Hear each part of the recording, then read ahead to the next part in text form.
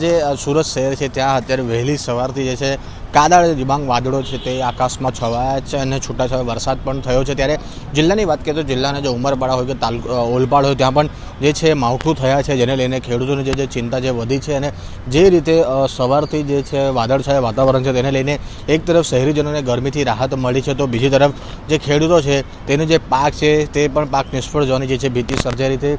જે રીતે દક્ષિણ ગુજરાતમાં જે કેરીનો જે પાક જે મોટા પાયે થતો હોય છે તેને પણ જે નુકસાન થવાની હાલત અત્યારે ભીતિ દેખાઈ રહી છે। તો જે રીતે સવારથી જે વાદળછાયું વાતાવરણ હતું તેને લઈને અનેક જગ્યા પર જે છે વરસાદ વરસ્યો છે, તો બીજી તરફ શહેરમાં જે છે તે શહેરમાં પણ છૂટાછવાયા જે છે વરસાદ પડ્યો છે।